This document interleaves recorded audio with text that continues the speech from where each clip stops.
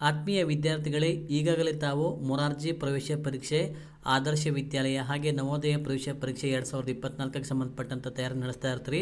ಈ ಒಂದು ವಿಡಿಯೋದ ಮೂಲಕ ತಮಗೆ 2024ರ ಪರೀಕ್ಷೆಗಾಗಿ ನಾವು ಹಿಂದಿನ ಪ್ರಶ್ನೆ ಪತ್ರಿಕೆ ಅಂದರೆ 2023 ನಡೆದಂಥ ಒಂದು ಮೊರಾರ್ಜಿ ಪರೀಕ್ಷೆಯ ಪ್ರಶ್ನೆ ಪತ್ರಿಕೆಯನ್ನು ನಾವು ಇವತ್ತು ಉತ್ತರಗಳೊಂದಿಗೆ ವಿಶ್ಲೇಷಣೆ ಮಾಡೋಣ. ಇದು ತುಂಬಾ ಇಂಪಾರ್ಟೆಂಟ್ ತರಗತಿ ಅಂತ ಹೇಳ್ಬೋದು. ಯಾಕಂದರೆ ನಾವು ಈ ಸಲ ಎಕ್ಸಾಮ್ ಬರೀಬೇಕಂದ್ರೆ ಯಾವ ಪ್ಯಾಟರ್ನಲ್ಲಿ ಕ್ವಶನ್ಸ್ಗಳಿರ್ತವೆ, ಯಾವ ಥರ ನಾವು ಓದಬೇಕು, ಯಾವ ಥರ ಸಿಲೆಬಸ್ಗಳಿರ್ತವೆ ಎಂಬೆಲ್ಲ ಮಾಹಿತಿಯನ್ನು ನಾವು ಈ ಒಂದು ಪ್ರಶ್ನೆ ಪತ್ರಿಕೆಯನ್ನು ಬಿಡಿಸೋದ್ರ ಮೂಲಕ ನಾವು ನೋಡ್ಬೋದು. ಹಾಗಿದ್ರೆ ತಡ ಮಾಡದೆ ವಿಡಿಯೋನ ಶುರು ಮಾಡೋಣ ಮಕ್ಕಳೇ. ಮೊದಲನೇ ಪ್ರಶ್ನೆ ನೋಡ್ರಿ, ಕನ್ನಡ ವಿಭಾಗದಿಂದ ಬಂದಂಥ ಪ್ರಶ್ನೆಗಳು ನೋಡ್ರಿ. ಚನ್ನಮಲ್ಲಿಕಾರ್ಜುನ ಎಂಬುದು ಈ ಕೆಳಗಿನ ಯಾವ ವಚನಗಳ ಅಂಕಿತವಾಗಿದೆ? ಅಂದರೆ ನಾವು ವಚನಕಾರರ ಬಗ್ಗೆ ನಾವು ಓದ್ಕೋಬೇಕು. Option A Basavanna, B Akkamahadevi, C Allama Prabhu, D Ambigara Chowdaiah. ಇದಕ್ಕೆ ಸರಿಯಾದ ಉತ್ತರ ನಿಮಗೆ ಇಲ್ಲಿ ಟಿಕ್ ಮಾಡಿದರೆ ನೋಡಿ, ಅಕ್ಕಮಹಾದೇವಿ ಅನ್ನುವಂಥದ್ದು ಸರಿಯಾದ ಉತ್ತರ. ಅಂದರೆ ನಾವು ವಚನಕಾರರು ಹಾಗೆ ಅವರ ಅಂಕಿತ ನಾಮಗಳನ್ನು ನಾವು ಓದ್ಕೋಬೇಕು. ಹಾಗಿದ್ರೆ ಮುಂದಿನ ಪ್ರಶ್ನೆ ನೋಡಿ, ಗಿಡವಾಗಿ ಬಗ್ಗದ್ದು ಕೆಳಗಿನ ಪದಗಳಿಂದ ಆಯ್ದ ಗಾದೆಯನ್ನು ಪೂರ್ಣಗೊಳಿಸಿ. ಅಂದರೆ ಗಾದೆ ಮಾತನ್ನು ಕೇಳ್ತಾರೆ. ಹಾಗಾಗಿ ಗಿಡವಾಗಿ ಬಗ್ಗದ್ದು ಮರವಾಗಿ ಬಗ್ಗಿತೆ, ಇಲ್ಲಿ ಟಿಕ್ಕನ್ನು ಮಾಡಿದ್ದೀವಿ. ಈಗ ಮರವಾಗಿ ಬಗ್ಗಿತೆ ಅಂತ ಆಗಬೇಕು, ಹೌದಾ? ಹಾಗಾಗಿ ಇನ್ನು ಸಾಕಷ್ಟು ಗಾದೆಗಳಿದ್ದಾವೆ, ಅದನ್ನು ಸ್ವಲ್ಪ ನೋಡ್ಕೋಬೇಕು. ಮನಸ್ಸಿದ್ದರೆ ಮಾರ್ಗ, ಆಳಾಗಿ ದುಡಿ ಅರಸನಾಗಿ ಉಣ್ಣು, ಈ ಥರ ಸಾಕಷ್ಟು ಗಾದೆಗಳಿದ್ದಾವೆ, ಅದನ್ನು ಸ್ವಲ್ಪ ನೋಡ್ಕೊಳ್ಬೇಕು. ಮುಂದಿನ ಪ್ರಶ್ನೆ ನೋಡಿ, ಕೆಳಗಿನ ಪದಗಳಲ್ಲಿ ಹಳ್ಳ ಪದಕ್ಕೆ ಸರಿ ಹೊಂದುವ ಜೋಡಿ ಪದ ಅಂದರೆ ಜೋಡು ನುಡಿಯನ್ನು ಕೇಳ್ತಾರೆ. ದ್ವಿರುಕ್ತಿನ ಕೇಳ್ತಾರೆ, ಜೋಡು ನುಡಿ, ಅನುಕರಣವೇ, ಈ ಥರ ಗ್ರಾಮರನ್ನು ಕೇಳ್ತಾರೆ. ಹಾಗಾಗಿ ಇದಕ್ಕೆ ಹಳ್ಳ ಏನಾಗ್ತದೆ, ಹಳ್ಳ ಕೊಳ್ಳ ಅಂತ ಆಗ್ತದೆ. ಹಾಗಾಗಿ ಜೋಡು ನುಡಿ ಪದಗಳನ್ನು ಓದ್ಕೋಬೇಕು. ಬಂಧು ಬಳಗ, ಈ ಥರ ಜೋಡಿ ಪದಗಳು ಬರ್ತವೆ, ಅದನ್ನು ಸ್ಟಡಿ ಮಾಡ್ಕೋಬೇಕು. ಮುಂದಿನ ಪ್ರಶ್ನೆ ನೋಡಿ, ಕೆಳಗಿನ ಪದಗಳಲ್ಲಿ ಗುಂಪಿಗೆ ಸೇರಿದ ಪದ ನದಿ, ಬೆಟ್ಟ, ಸಮುದ್ರ, ಸರೋವರ. ಇದರೊಳಗೆ ಬೆಟ್ಟ ಗುಂಪಿಗೆ ಸೇರ್ತಾ ಇಲ್ಲ, ಇದಲ್ಲ, ಇದು ಸ್ವಲ್ಪ ಈಸಿ ಇದೆ. ಯಾಕೆಂದರೆ ನದಿಯಲ್ಲಿ ನೀರಿರ್ತದೆ, ಸಮುದ್ರದಲ್ಲಿ ನೀರಿರ್ತದೆ, ಸರೋವರದಲ್ಲೂ ನೀರಿರ್ತದೆ. ಅದರ ಬೆಟ್ಟದಲ್ಲಿ ನೀರಿರೋದಿಲ್ಲ, ಏನಿರ್ತವೆ ಅಲ್ಲಿ ಗಿಡ ಮರಗಳು ಇರ್ತವೆ. ಹಾಗಾಗಿ ಏನಾಗ್ತದೆ, ಆಪ್ಷನ್ ಬಿ ಸರಿಯಾದ ಉತ್ತರ ಆಗ್ತದೆ. ಓಕೆ. ನೆರವು ಪದದ ಸಮಾನಾರ್ಥಕ ಪದಗಳ ಮೇಲೆ ಸಹ ಕ್ವಶನ್ಸನ್ನು ಕೇಳ್ತಾರೆ. ಸೊ ಏನಾಗ್ತದೆ, ಸಹಾಯ ಅಂತ ಆಗ್ತದೆ. ತಾವು ತಮ್ಮ ಪಠ್ಯದಲ್ಲಿ ಬಂದಂತಹ ಒಂದು ಪದಗಳ ಅರ್ಥವನ್ನು ಸರಿಯಾಗಿ ಅಭ್ಯಾಸ ಮಾಡಿಟ್ಕೋಬೇಕು. ಯಾಕಂದರೆ ಹೆಚ್ಚು ಅಲ್ಲಿಂದನೇ ಸ್ವಲ್ಪ ಕ್ವಶನ್ಸ್ಗಳನ್ನು ಕೇಳ್ತಾರೆ. ಹಾಗಾಗಿ ನೆಕ್ಸ್ಟ್ ನೋಡ್ರಿ, ಕೆಳಗಿನ ಸಾಹಿತಿಗಳಲ್ಲಿ ಜ್ಞಾನಪೀಠ ಪ್ರಶಸ್ತಿ ಪಡೆದವರನ್ನು ಗುರುತಿಸಿ. ಸಿದ್ದಯ್ಯ ಪುರಾಣಿಕ, ಕುವೆಂಪು, ನಿಸಾರ್ ಅಹಮದ್, SH ವೆಂಕಟೇಶ್ ಮೂರ್ತಿ ಅಂತ ಇದೆ, ನಿಮಗೆಲ್ಲ ಗೊತ್ತಿದೆ. ಕುವೆಂಪು ಇವರು ಜ್ಞಾನಪೀಠ ಪ್ರಶಸ್ತಿ ಪಡೆದವರು. ಇವರ ಯಾವ ಕೃತಿಗೆ? ಶ್ರೀ ರಾಮಾಯಣ ದರ್ಶನಂ ಎಂಬ ಕೃತಿಗೆ ಇವರಿಗೆ ಜ್ಞಾನಪೀಠ ಪ್ರಶಸ್ತಿ ದೊರಕಿತು. ಮುಂದಿನ ಪ್ರಶ್ನೆ, ರೈತನ ಮಿತ್ರ ಎರೆಹುಳು. ಇದಂತೂ ಎಲ್ರಿಗೆ ಗೊತ್ತೇ ಇದೆ, ರೈತನ ಮಿತ್ರ ಎರೆಹುಳು. ರವಿ ಕತ್ತಲೊಡನೆ ಡ್ಯಾಶ್ ಪದ್ಯದ ಸಾಲನ್ನು ಈ ಕೆಳಗಿನವುಗಳಲ್ಲಿ ಸರಿಯಾದದನ್ನು ಗುರುತಿಸಿ ಅಂತ ಇದೆ. ರವಿ ಕತ್ತಲೊಳಗೇನೆ ಏನಾಗ್ತಾನೆ ರವಿ? ಆಪ್ಷನ್ ಬಿ ಕುಣಿದಾಡುವನು ಸರಿಯಾದ ಉತ್ತರ. ಮುಂದಿನ ಪ್ರಶ್ನೆ, ಶಾಲೆಗಳಲ್ಲಿ ಆಚರಿಸುವ ಮಕ್ಕಳ ದಿನಾಚರಣೆ ದಿನಾಂಕ. ಯಾವಾಗ ನಾವು ಮಕ್ಕಳ ದಿನಾಚರಣೆ ಆಚರಿಸ್ತೀವಿ? ನವೆಂಬರ್ 14. ಏಪ್ರಿಲ್ 14ಕ್ಕೆ ಅಂಬೇಡ್ಕರ್ ಜಯಂತಿ, ಹೌದಾ? ನೆಕ್ಸ್ಟ್ ನೋಡಿ, ಮುಂದೆ ಅನುನಾಸಿಕ ಅಕ್ಷರಗಳ ಒಟ್ಟು ಸಂಖ್ಯೆ. ಒಟ್ಟು ಅನುನಾಸಿಕ ಅಕ್ಷರಗಳು 5. ಕನ್ನಡ ವರ್ಣಮಾಲೆ ಬಗ್ಗೆ ಕ್ವಶನ್ಸನ್ನು ಕೇಳ್ತಾರೆ. ಅಂದರೆ ಕನ್ನಡ ವರ್ಣಮಾಲೆಯಲ್ಲಿ ಒಟ್ಟು 49 ಅಕ್ಷರಗಳಿದ್ದಾವೆ. ಅದರೊಳಗೆ ಸ್ವರಗಳು 13, ವ್ಯಂಜನಗಳು 34, ಯೋಗವಾಹಕಗಳು 2, ಹೌದಾ?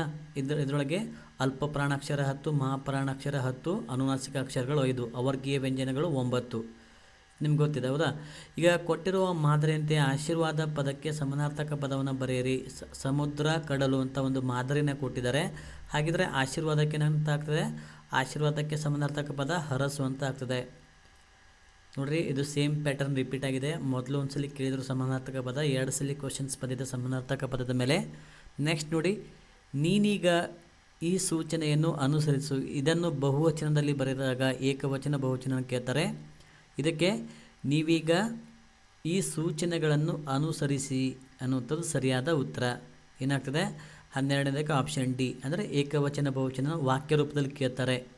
ನೆಕ್ಸ್ಟ್ ಕ್ವಶನ್ ನೋಡಿ, ಅಮ್ಮ ಪದವನ್ನು ಬಿಡಿಸಿದಾಗ. ಲಾಸ್ಟ್ ಟೈಮ್ ಏನು ಮಾಡಿದರು? ಅಕ್ಕ ಪದವನ್ನು ಕೇಳಿದರು. ಇದನ್ನು ಪದಗಳನ್ನು ಬಿಡಿಸೋದ್ರ ಮೇಲೆ ಡೆಫಿನೆಟ್ಲಿ ಒಂದು ಕ್ವಶನ್ನ ಕೇಳ್ತಾರೆ. ಹಾಗಾಗಿ ಅ ಪ್ಲಸ್ ಮ ಮ ಪ್ಲಸ್ ಅ ಇದನ್ನು ಅಮ್ಮ ಇದನ್ನು ಬಿಡಿಸಿದಾಗ ಈ ಥರ ಆಗ್ತದೆ. ಇನ್ನು ಈ ಥರ ಸ್ವಲ್ಪ ಸಾಕಷ್ಟು ಬುಕ್ನಲ್ಲಿದ್ದಾವೆ, ನೀವು ಒಂದು ಶಬ್ದನ ಬರ್ಕೊಂಡು ಅದನ್ನು ಬಿಡಿಸಿ ಬರಲಿಕ್ಕೆ ಪ್ರಾಕ್ಟೀಸ್ ಮಾಡಿ. ನೆಕ್ಸ್ಟ್ ಕ್ವಶನ್ ನಂಬರ್ 14 ನೋಡಿ, 14 ನೋಡಿ. ನದಿಯ ಮೇಲಾಗುತ್ತಿರುವ ಡ್ಯಾಶ್ ನಿಲ್ಲಬೇಕು. ಇದು ಸಹ ನಮ್ಮ ಪಠ್ಯದಿಂದ ಬಂದಂಥ ಪ್ರಶ್ನೆ. ದೌರ್ಜನ್ಯ, ನದಿಯ ಮೇಲಾಗುತ್ತಿರುವ ದೌರ್ಜನ್ಯ ನಿಲ್ಲಬೇಕು. ಅಂದರೆ ನದಿಯ ಅಳಲು ಅಂತ ಒಂದು ಪಾಠ ಇದೆ, ಆ ಪಾಠದಿಂದ ಬಂದಂಥ ಪ್ರಶ್ನೆ. ಮುಂದೆ 15ನೇ ಪ್ರಶ್ನೆ ನೋಡಿ. ದಶರಥನು ನೆಲೆಸಿದ್ದ ನಗರ ಯಾವುದು? ಅಯೋಧ್ಯೆ. ನೆಕ್ಸ್ಟ್ ಪ್ರಶ್ನೆ. ಓ ಎಂಥ ಸುಂದರ ದೃಶ್ಯ, ಈ ವಾಕ್ಯದಲ್ಲಿ ಬಳಸಬೇಕಾದ ಲೇಖನ ಚಿಹ್ನೆಯನ್ನು ಗುರುತಿಸಿ. ನೋಡಿ, ಲೇಖನ ಚಿಹ್ನೆಗಳ ಮೇಲೂ ಸಹ ಸಾಕಷ್ಟು ಸಲ ಪ್ರಶ್ನೆಗಳನ್ನು ಕೇಳಿದ್ದಾರೆ, ಹಾಗಾಗಿ ಇಲ್ಲಿ ಭಾವಸೂಚಕ ಚಿಹ್ನೆ ಬರಬೇಕು. ಅಯ್ಯೋ, ಓಹೋ, ಎಂಥ, ಇದೆಲ್ಲ ಬಂದಾಗ ನಾವು ಭಾವಸೂಚಕ ಚಿಹ್ನೆಯನ್ನು ಬಳಸಬೇಕು. ಹಾಗಾದರೆ ಆಪ್ಷನ್ ಸಿ ಸರಿಯಾದ ಉತ್ತರ ಆಗ್ತದೆ. ಲೇಖನ ಚಿಹ್ನೆ ಬಗ್ಗೆ ಯಾವುದು? ಅಲ್ಪ ವಿರಾಮ, ಪೂರ್ಣ ವಿರಾಮ, ಉದ್ಧರಣ ಚಿಹ್ನೆ, ಇದನ್ನೆಲ್ಲ ಸರಿಯಾಗಿ ನೋಡಿಟ್ಕೋಬೇಕು. 5ನೇ ತರಗತಿಯ ವ್ಯಾಕರಣಾಂಶದಲ್ಲಿ ತಮಗೆ ಈ ಲೇಖನ ಚಿಹ್ನೆಗಳ ಬಗ್ಗೆ ಕೊಟ್ಟಿದ್ದಾರೆ, ಅದನ್ನು ಸ್ವಲ್ಪ ನೋಡ್ಕೊಳ್ಳಿ. ನೆಕ್ಸ್ಟ್ ನೋಡಿ. ಸಂತೋಷನು ನಿನ್ನೆ ಒಂದು ಹೊಸ ಸೈಕಲ್ ಖರೀದಿಸಿದನು. ಈ ವಾಕ್ಯದಲ್ಲಿ ಯಾವ ಕಾಲವನ್ನು ಸೂಚಿಸ್ತದೆ? ನಿನ್ನೆ ಖರೀದಿಸಿದನು, ಇದು ಭೂತಕಾಲ. ಕಾಲಗಳಲ್ಲಿ ನಿಮಗೆ 3 ಪ್ರಕಾರ ಗೊತ್ತಿದೆ: ಭೂತಕಾಲ, ವರ್ತಮಾನ ಕಾಲ, ಭವಿಷ್ಯದ ಕಾಲ. ಇವು ಅದನ್ನು ತುಂಬ ಈಸಿ ಇರ್ತದೆ ಕ್ವಶನು. ಇದರ ಮೇಲೆ ಕಾಲಗಳ ಮೇಲೂ ಸಹ ಕ್ವಶನ್ಸನ್ನು ಕೇಳ್ತಾರೆ. ಇದು ಯಾವುದಾಗ್ತದೆ? ಭೂತಕಾಲ ಆಗ್ತದೆ. ಮುಳ್ಳುಗಳಿವೆ, ಅಪಾಯವಿಲ್ಲ, ಸಂಖ್ಯೆಗಳಿವೆ, ಲೆಕ್ಕದ ಪುಸ್ತಕವಲ್ಲ, ಗಂಟೆ ಹೊಡೆಯುತ್ತದೆ, ದೇವಾಲಯವಲ್ಲ. ಈ ಒಗಟನ್ನು ಬಿಡಿಸಿ. ನೋಡ್ರಿ, ಮುಳ್ಳುಗಳಿವೆ ಅಂತೆ, ಅಪಾಯವಿಲ್ಲ. ಮುಳ್ಳುಗಳಿದ್ರೂ ಅಪಾಯ ಇಲ್ಲ ಅಂತೆ. ಸಂಖ್ಯೆಗಳಿವೆ, ಲೆಕ್ಕದ ಪುಸ್ತಕವಲ್ಲ. ಸಂಖ್ಯೆಗಳಿದ್ರೂ ಲೆಕ್ಕ ಪುಸ್ತಕ ಅಲ್ಲ. ಗಂಟೆ ಹೊಡೆಯುತ್ತದೆ, ದೇವಾಲಯವಲ್ಲ. ಏನು ಸಿಂಪಲ್ ಆಗಿದೆ. ಆಪ್ಷನ್ ಡಿ, ಗಡಿಯಾರ. ಈ ಥರ ಒಂದು ಒಗಟಿನ ಮೇಲೆ ಸಹ ಒಂದು ಕ್ವಶನ್ಸನ್ನು ಕೇಳ್ತಾರೆ. ಸ್ವಲ್ಪ ನಾವು ಒಗಟನ್ನು ಕೇಳಿದಾಗ ಸ್ವಲ್ಪ ಥಿಂಕ್ ಮಾಡಿ ಆನ್ಸರನ್ನು ಕೊಡಬೇಕು. ಅಂದರೆ ಮುಳ್ಳುಗಳಿವೆ, ಅಪಾಯವಿಲ್ಲ. ಯಾವುದಕ್ಕೆ? ಗಡಿಯಾರಕ್ಕೆ ಮುಳ್ಳುಗಳು ಇರ್ತಾವಲ್ಲ ಅವು. ಸಂಖ್ಯೆಗಳಿವೆ, ಲೆಕ್ಕದ ಪುಸ್ತಕ ಅಲ್ಲ. 1-2 ಸಂಖ್ಯೆ ಇರ್ತಾವಲ್ಲ ಗಡಿಯಾರಕ್ಕೆ. ಹಾಗೆ ಗಂಟೆ ಹೊಡೆಯುತ್ತದೆ, ಅಂದರೆ ಅದು ಸ್ವಲ್ಪ ಗಂಟೆಗಳಾದಾಗ ನಮಗೆ ಬೆಲ್ ಹೊಡಿತದೆ, ಆ ಥರ ಇರ್ತದೆ. ಹಾಗಾದರೆ ದೇವಾಲಯ ಅಲ್ಲ. ಗಂಟೆ ಹೊಡೆದ್ರು ಅದು ದೇವಾಲಯ ಅಲ್ಲ. ಹಾಗಿದ್ರೆ ಏನಾಗ್ತದೆ? ಗಡಿಯಾರ ಅಂತ ಆಗ್ತದೆ. ಸ್ವಲ್ಪ ಈಸಿ ಇರ್ತವೆ, ಸ್ವಲ್ಪ ಥಿಂಕ್ ಮಾಡಿ ಅದನ್ನು ಆನ್ಸರ್ನ ಟಿಕ್ ಮಾಡಬೇಕು. ಓಕೆ. ನೆಕ್ಸ್ಟ್ ನೋಡಿ. ಕೆಳಗಿನವುಗಳಲ್ಲಿ ಅನ್ವರ್ತಕ ನಾಮವಲ್ಲದ ಪದವನ್ನು ಗುರುತಿಸಿ. ಇದರೊಳಗೆ ಯಾವುದು ಅನ್ವರ್ತಕ ನಾಮ ಪದ ಅಲ್ಲ?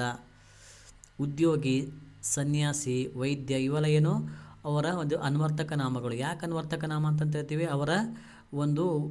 ಅವರ ಒಂದು ವೇಷಭೂಷಣವನ್ನು ನೋಡಿ ನಾವು ಅವರನ್ನ ಇಂಥವ್ರೆ ಅಂತ ಗುರುತಿಸ್ತೀವಿ, ಹೌದಾ? ಹಾಗಾಗಿ ಇದಕ್ಕೆ ಉದ್ಯೋಗಿ, ಸನ್ಯಾಸಿ, ವೈದ್ಯ, ಇವೆಲ್ಲ ಯಾರು ಅನ್ವರ್ತಕ ನಾಮಕ್ಕೆ ಉದಾಹರಣೆಗಳು. ಕುಂಟ, ಕುರುಡ, ಶಿಕ್ಷಕ. ಹಾಗಿದ್ರೆ ಜೋಸೆಫ್ ಅನ್ನೋಂಥದ್ದು ಒಂದು ಹೆಸರಾಗಿದೆ. ಹೆಸರು ಅಂದ್ರೇನು? ಅಂಕಿತ ನಾಮಕ್ಕೆ ಉದಾಹರಣೆ, ಇಟ್ಟಂಥ ಹೆಸರುಗಳು, ಹೌದಾ? ಇದೆಲ್ಲ ಅಂಕಿತ ನಾಮ. ರೂಢನಾಮ ಅಂದರೆ ರೂಢಿಯಿಂದ ಬಂದದ್ದು, ಪರ್ವತ, ನದಿ, ರಸ್ತೆ ಇತ್ಯಾದಿ.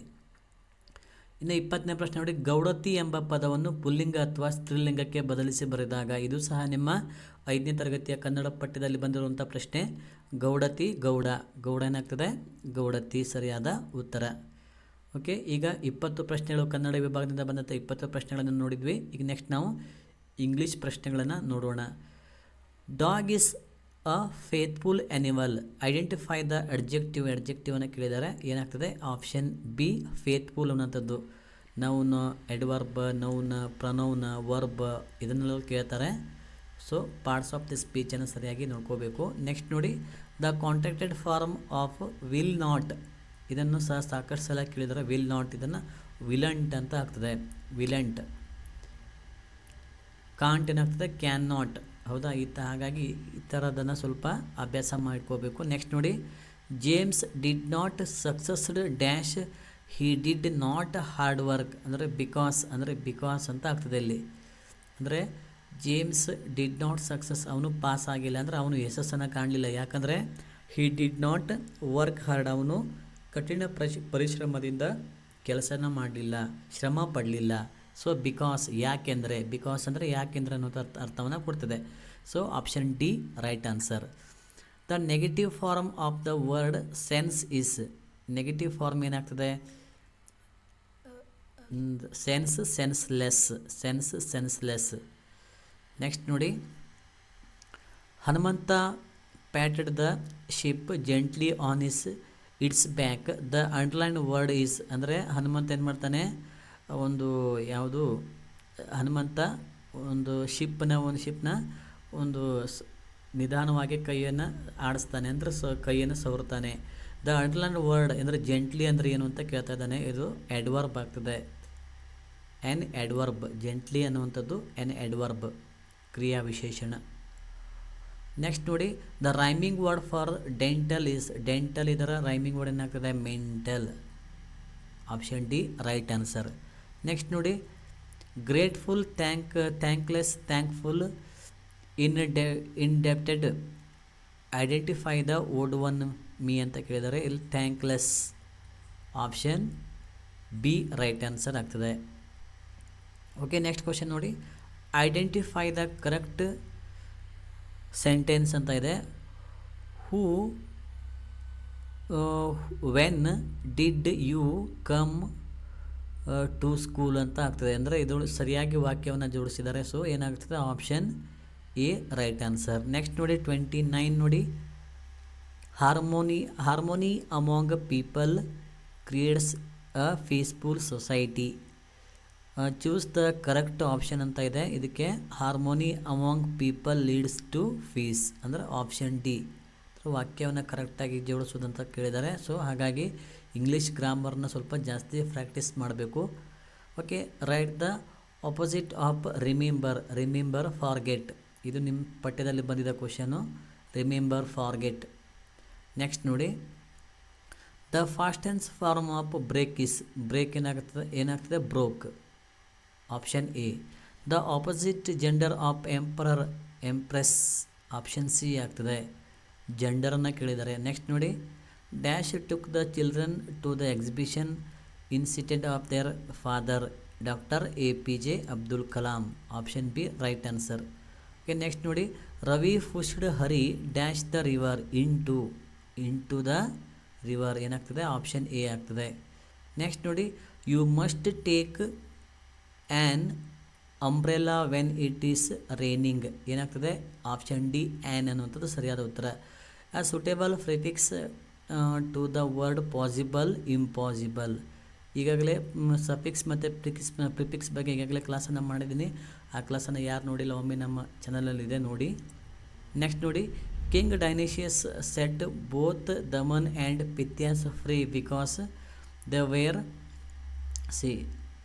They were good friends and kept their promises ಏನಾಗ್ತದೆ ಆಪ್ಷನ್ ಸಿ ರೈಟ್ ಆನ್ಸರ್ ಆಗ್ತದೆ. ಓಕೆ, ನೆಕ್ಸ್ಟ್ ನೋಡಿ, fill in the blank choosing the correct question word.